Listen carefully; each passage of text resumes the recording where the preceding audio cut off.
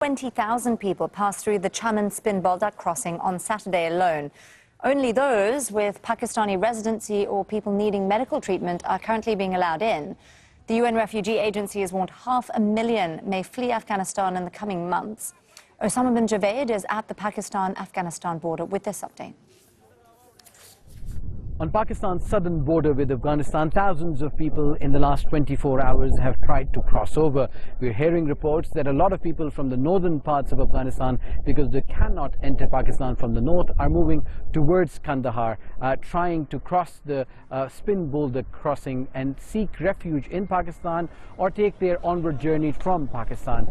You have to bear in mind that there is a lot of people who are coming from provinces as far north as Ghazni, trying to come towards this border crossing and trying to enter Pakistan. Many of these people, we're being told, are the Hazaras, the ethnic minority which has come under attack on various occasions in Afghanistan. Pakistani authorities, on the other hand, say they're allowing people to come in if they have valid paperwork. They can apply for a visa and get a visa from their functional embassy in Kabul. Besides that, they're not going to allow people to enter Pakistan. We've been seeing desperate scenes on the border here in the north as well, where people are pleading with the Pakistani officials with their paperwork, trying to come and enter Pakistan on humanitarian grounds, trying to seek medical help, trying to visit families, because you have to remember that on both sides of the divide there are people who have tribal and ethnic ties, and they say that the deteriorating security situation in Afghanistan is cause for concern and many just want to leave.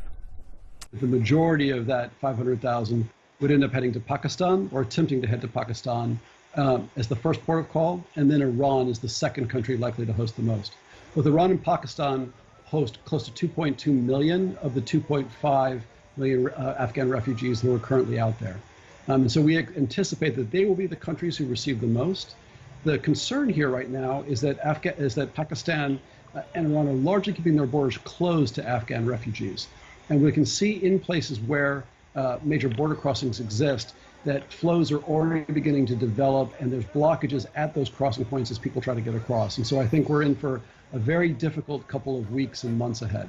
When the refugees actually cross, when they're allowed to actually cross into something like Pakistan, a country like Pakistan, what we want to see are basic reception, right? Where they'll be granted refugee status, and then they will be given access to services, the right to work, the right to get education, the right to get health care, so the basic necessities of life. Now, that's going to be definitely a challenge in some of these countries. Some have signed the Refugee Convention or are bound by law, international law, to do so. Others have not.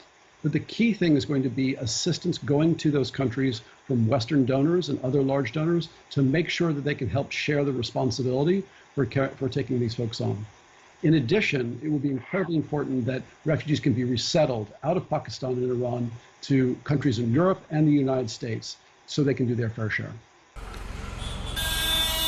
Afghan restaurants and the aroma of freshly baked traditional bread have earned the street its nickname, Little Kabul. It's the heart of the Afghan community in New Delhi. Nisar Ahmad Shehzai has been living here since 2016. He video calls his sister in Afghanistan, who's been struggling to get a flight to India. For security reasons, Shehzai asked us to hide her identity.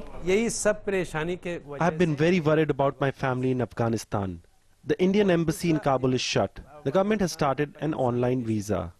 Many people are scared for their lives. They don't have passports to come here. Anarkali Kaur Hunaryar was recently airlifted from Kabul by the Indian government. She says it hasn't been easy to leave her home behind. Hunaryar is an advocate for women's rights. She's asking other countries to help Afghan refugees. I'm scared about the future. I left everything back home. I have no idea what the future holds for Afghanistan or for me. I'm terrified. Thousands of Afghans have been protesting outside the UN Refugee Agency office in New Delhi, demanding their asylum claims be fast-tracked. They're also asking for resettlement and security. Afghans applying for asylum in India need to come here to UNHCR that can grant them refugee status. There's already a backlog of more than 6,000 applicants from Afghanistan, and that number could grow as more decide to head to India.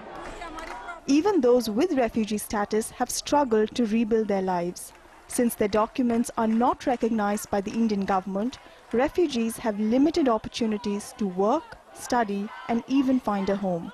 Currently, the policy requires them to assess each individual case, and that is a procedure which the headquarters has prescribed. What we would request them to do is to, move towards prima facie recognition, given that the situation has changed radically in Afghanistan, to be more liberal in terms of, assessing claims, especially of high-risk profiles of such as women and children. While migration advocates urge the UN agency to resettle refugees to countries where they can eventually become citizens, these Afghans say they will keep protesting until their demands are met.